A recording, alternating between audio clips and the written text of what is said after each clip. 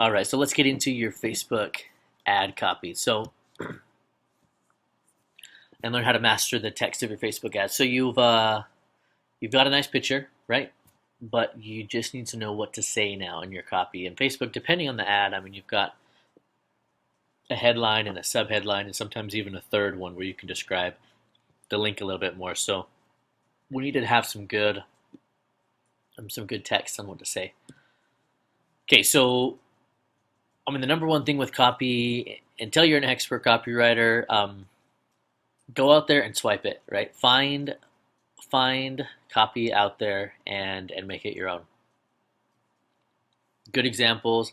I'll show you some good examples here on Yahoo.com, where to find some easy swipe copy there on Google Suggest, on Google Ads, and Facebook itself. So let's come over here. First, let's go to Yahoo. The reason I bring this up is Yahoo's newsfeed here is always full of really captivating stories. I mean, some of them might not be relevant, so you just keep moving through, but let's see what we can find. I mean, I'm totally doing this ad lib here. So, um, a little girl who bonded with NCAA star dies. I mean, it's emotional. Tales of heroism emerging from a school stabbing. I mean, that's really unfortunate. But here's one: how much to tip in every situation? Okay, so maybe you don't know that. That's really curiosity based. How much to tip in every situation? I'm curious. I'm gonna click, right? You can see the subhead here, and make note of what they're saying here as their subheadline, that as well as their call to action link. Um, these Yahoo article writers, whoever they are, do a great job. I mean, words, 5 phrases you should never put on your resume. That's kind of cool. It's short. I know that there's only 5 things. I can click through 5 things really fast and see them, so I know that this is a fast article that I can consume quickly. Um, there's some kind of a threat involved here. What's going to happen to me if I do put those things on my resume? Oh my goodness, I better check it out. Um, right. So, I mean, there's these current events things, which are great. This one's interesting. 101-year-old message in a bottle finally arrives. This one's great because I mean, it's curiosity based. It's pulling up um, things that everyone's heard about, messages in a bottle, and this one's got history behind it. The picture's interesting. I mean, I noticed it right as I scrolled by. What is that weird bottle? Things like that. So, anyway, just scroll through here and get some great ideas for some swipe copy. The ones you like, save them, copy them and save them, and then in the future you can use pieces of them, or to understand how to phrase your headlines. Let's look at Google Suggest now. So if we go over to Google,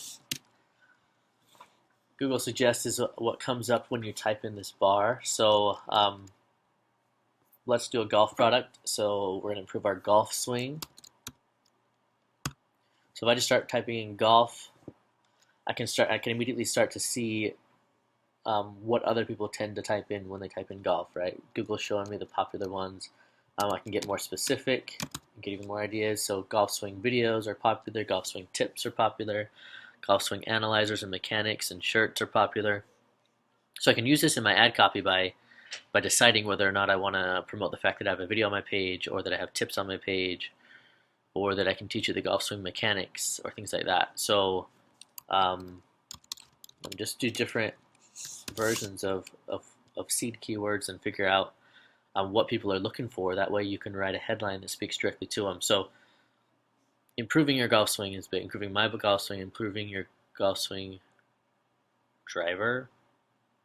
Improve your driver, golf swing with drills. So yeah, drills, that's interesting. So that's really specific. So 6 drills on how to improve your golf swing. Six drills you can do today to improve your golf swing by tomorrow. Whatever. So um, using Google Suggest is a cool way to do that. So once you have a good buyer keyword like this, search, and here in Google itself, you can see all the ads, right? All these ads that are running and all these ads that are running. Well, there's some more copy for you. So here's somebody, they're running these ads, and if these ads stick around for more than, more than just a really short term, you know that they're working. That's why they're there. So even these top organic searches, I mean, they're there because people are interacting with them and searching with them. So effective headlines here. So top 3 golf training aids, surprising new training aid that shocks the status quo, right? So that's really good copy. Um, easily add an additional 12 to 16 miles per hour to your drive and get up to 40 yards off the tee. It's a really good copy here. So you can swipe all this and add it to your, your copy swipe list. So you've got ideas on when you're writing your headlines. So anyway, even on Facebook itself, so what you can do is you can go and like pages and join groups and stuff that are on the topic that you want, and make sure you're following and liking and joining all the things that are similar to your niche. That way, you're going to see in your newsfeed, you're going to see ads of your competitors, and that way you've got a lot of swipe copy there too. So tons of places to find it. There are 3 categories of social headlines, right? And I'll credit this over to a recent post on Digital Marketer, but 3 categories of social headlines. I really like the way they broke it down: social proof or piggybacking, threat, which is pain or fear of loss, and gain or benefit and promise categories. So the social proof one, for example, think things like reviews, Amazon reviews. Have you ever gone to Amazon and before you bought that gadget, you checked out the reviews and saw that most people were 4 or 5 stars? You read a few of them, and then you realized, yeah, it really is good, so you bought it, right? So that's social proof you're playing with there, with reviews. Testimonials are more examples of social proof. Referrals. I mean, social proof in the real world is if somebody comes up to you, or you mention that you really need a dentist, and your buddy says to you, I know the best dentist in town. That's a direct social proof, referral, word of mouth type thing. So that's what social proof is. Kind of a note to remember with social proof is the more people that are making that choice and the more influential that person or people are, as the stronger the social proof. So if I tell you, as your buddy, if I tell you that this is the best toothpaste in town, in the market, then it delivers one level of social proof. But if your dentist, who I would say in that regard, in that context, is very influential, if your dentist says this is the best toothpaste in the market you should buy, then think of how much more weight that carries, right? So how many people and how influential are the people who are given the social proof? So social proof headlines, some examples. So with this in mind, piggyback being writing on, on a celebrity or an influential person, and social proof being just people, lots of people, reviews, testimonials, people you trust, stuff like that. So an example of social proof: why thousands of New Yorkers threw their cell phones in the gutter on Friday. Why the heck did they do that? Obviously, a lot of people did it. I got to figure out why. I'm going to click, right? An example of piggybacking social proof is what Dr. Oz eats for a midnight snack, right? Dr. Oz, the guru of health, and what's he eating for a midnight snack? Maybe I should copy him. So here we are piggybacking on his reputation for social proof. So that's one category of social headlines, of Facebook ad headlines that you could use. So use kind of a social proof angle. Here's another one. Here's another category: threat or pain or fear of loss. So basically, the idea that if you take action, you can avoid some impending doom or some imminent pain, or keep what you would otherwise lose. Okay, so here's some examples of threat, pain, or fear of loss ads. So an example: what the banks aren't telling you and how you can save hundreds every month. So you're going to lose hundreds every month. There's pain in your ignorance. You got to click, right? So the next one, warning, right there. It's a threat. Warning: don't eat another vegetable without reading this. Right? Don't take another pill without reading this. Don't do this without clicking here, right? So it's a warning threat. The next one: do you really know what lurks inside your protein powder? Dangerous ingredients revealed. So here's a threat that you don't know what's in there until you read this thing, so you've got to click. So those are really really interesting. What's the interesting thing with human nature and threats and pain is that Oftentimes we tend to take action more to avoid loss than we do take action to receive gain. So keep that in mind when you try different headlines. Definitely try a threat headline or a fear of loss headline as well as a gain headline. Here's some ideas behind the gain headline. So basically the idea is simply give a benefit and a call to action, implying that if they take that action, they will gain the benefit. Okay? Some examples would be click here for 6 tips for creating content that actually gets read, right? So take this action, you'll gain the benefit. The next one, how to lose 15 pounds in 15 days, a secret revealed. So implied that if you click here, you're going to lose, or at least know how to lose 15 pounds in 15 days.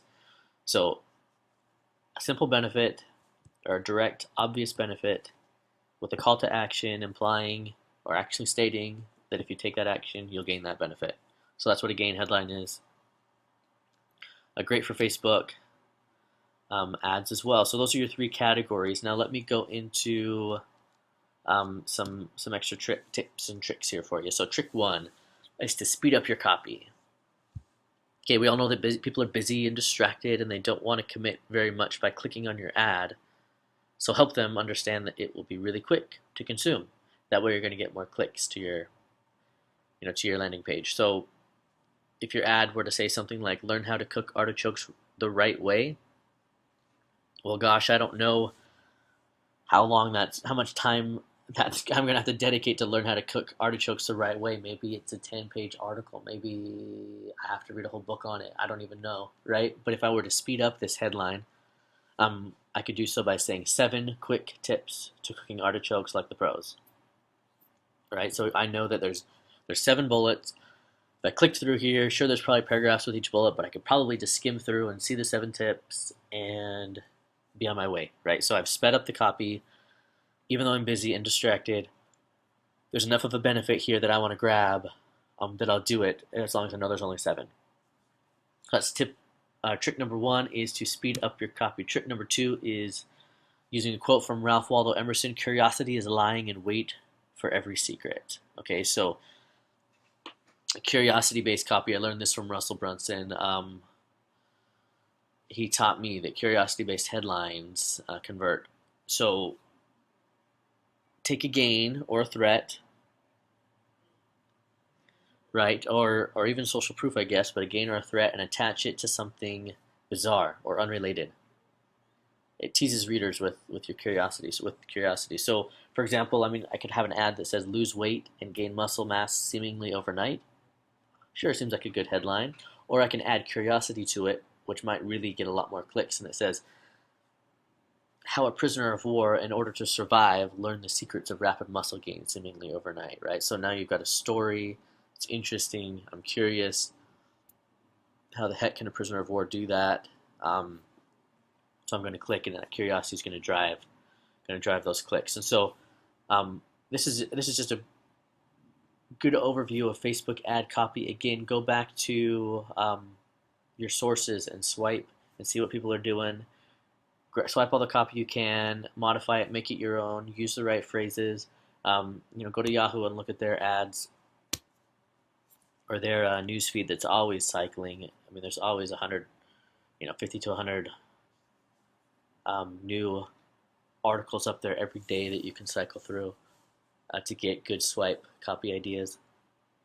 Also, like I said, you're doing this for Facebook, so you might as well get into Facebook. Make sure you have tagged yourself as somebody who's interested in the topic that you're building ads for, so that you can see all the ads of your competitors, right? If you're in weight loss, well, make sure that you like Dr. Oz and Oprah and all these weight loss books, and you watch The Biggest Loser, and make yourself the person who's the target audience for your competitors, so that their ads will show up in your newsfeed and on your right hand side. That way you can swipe copy from Facebook too. And again, always use Google. Google has ads running all the time. Just type in your keyword and you get a whole bunch of ads to look at and swipe copy from. So anyway, I hope this helps and that you have some great understanding on how to write the simple copy that the Facebook ads take.